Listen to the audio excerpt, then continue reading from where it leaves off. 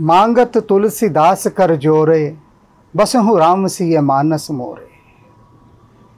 तुलसीदास जी भगवान शिव की जो स्तुति कर रहे हैं, उसमें उन्होंने उनके स्वरूप का, उनके गुणों का, उनकी महिमा का कैसा हृदय को छू जाने वाला वर्णन किया है।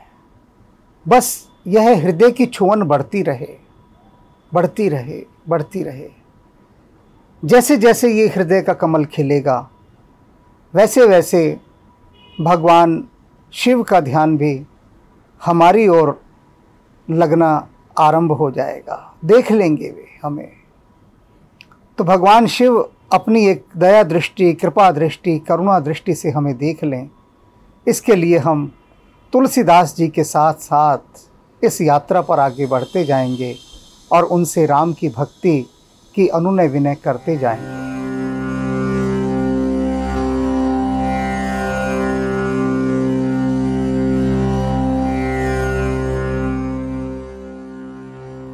तज्ञ सर्वज्ञ यज्ञेश अच्युत, विभो विश्व भवधंश संभव पुरारी। तुलसीदास जी कह रहे हैं कि हे शिव, आप तज्ञ हैं, अर्थात तत्व को जानने वाले हैं। संसार में जो मूल बात है वह तत्व है। जो मूल तत्व को जान गया वह सब कुछ जान गया। और शिव मूल तत्व की ज्ञाता है, सर्वज्ञ, सब कुछ जानने वाले हैं। यज्ञेश, सभी यज्ञों के वे ईश हैं। अच्युत, वे अपने स्वरूप में सदा स्थित रहते हैं। कभी उनका स्वरूप नहीं बदलता, ना उनसे वे नीचे गिरते हैं। विभो, सब जगह व्यापक हैं। विश्व भवदंश संभव पुरारी। हे त्रिपुरारी, ये जो सारा विश्व है ये आपके अंश से ही संभव हुआ है। ब्रह्मेंद्र चंद्राक वरुणाग्नि वसु मरुत यम अर्चि बहुदध्रि सर्वाधिकारी। ये ब्रह्मा, इंद्र, चंद्रमा, सूर्य, वरुण, वसु, मरुत, यम, ये जितने भी हैं ये सब आपके चरणों की उपासना करके, उनकी वंदना करके सर्वाधिकारी बने हैं। अकल निरुपाधि, आप सभी कलाओं से रहित हैं। निरुपाधि, कोई उपाधि आपने नहीं ली। निर्गुण निरंजन ब्रह्म कर्म पथम एकमज निर्विकारम। आप निर्विकार हैं, सभी विकारों से परे, आप में कोई विकार नहीं है। और कर्म पथ पर आप एक ही हैं, एक ही पथ है आपका। आप में कोई गुण नहीं है, निर्गुण है, अर्थात सभी त्रिगुणों से पार हैं, गुणातीत हैं। निरंजन ब्रह्म, आप वे ब्रह्म हैं जो इस समस्त संसार में व्याप्त हैं और आपको कोई सहज देख नहीं सकता। आप अगोचर हैं, अज्ञात हैं, अनंत हैं। अखिल विग्रह, ये जो सारा संसार है वह सारा संसार आप ही का बनाया हुआ है, आप ही का स्वरूप है ये सारा संसार। उग्र रूप शिव भूरसुर, उग्र रूप शिव, हे शिव आप उग्र रूप हैं। भूपसुर, सारे देवताओं के राजा हैं। सर्वगत सर्व सर्वोपकारम, आप संहार करता होने के बाद भी सब पर उपकार करने वाले हैं। ज्ञान वैराग्य धन धर्म कैवल्य सुख सुभग सौभाग्य शिव सानुकूलम। हे शिव, ये जो ज्ञान वैराग्य धर्म धन कैवल्य सुख, ये जितने भी प्रकार की उपलब्धियां हैं ये सब आपके अनुकूल होने पर ही सहजता से सुलभ हो जाती हैं। सौभाग्यशाली होते हैं वे लोग जिन पर आप कृपालु होते हैं, कृपा करते हैं, जिनके अनुकूल होते हैं, तो उनको ये बड़ी बड़ी उपलब्धियां, ज्ञान वैराग्य धन धर्म कैवल्य सुख तत्काल सहजता से ही प्राप्त हो जाती हैं। तद पिन्नर मूढ़ आरूढ़ संसार पथ। इस सब के बाद भी, इतनी सब बातें जान लेने के बाद भी जो मूढ़ नर हैं, मूर्ख मनुष्य हैं, जो इस संसार पथ पर चलते ही जा रहे हैं, भ्रमत भव भ्रमित होकर घूम रहे हैं, विमुक्तोपाद मूलम, और आपके चरणों से विमुख होकर वे इस संसार में भटक रहे हैं, भटकते भटकते घूम रहे हैं। उनको इतना ज्ञान नहीं हुआ अभी तक कि आपके चरण कमलों के शरणागत होने के बाद ज्ञान, वैराग्य, भक्ति, जो भी कुछ पदार्थ हैं वे सब प्राप्त हो जाते हैं। नष्ट मति दुष्ट अति कष्टरत खेदगत दास तुलसी शंभु शरण आया। तुलसीदास जी क्या कह रहे हैं कि हे शंभु, यह जो तुलसी नामक दास है आपका, तुलसीदास, ये आपकी शरण में आया है।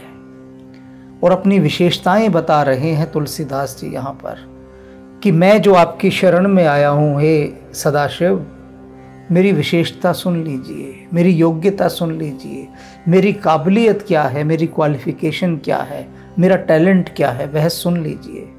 तो क्या काबिलियत है मेरी, क्या गुण है मेरे? नष्ट मति, मेरी बुद्धि नष्ट हो चुकी है।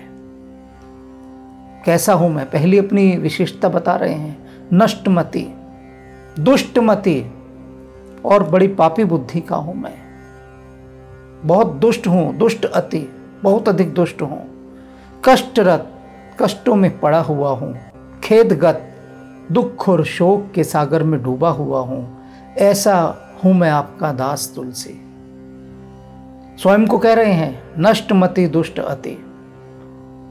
कोई हमें कह जाए आकर कि तेरी बुद्धि भ्रष्ट हो गई है, नष्ट हो गई है, तू बड़ा दुष्ट है,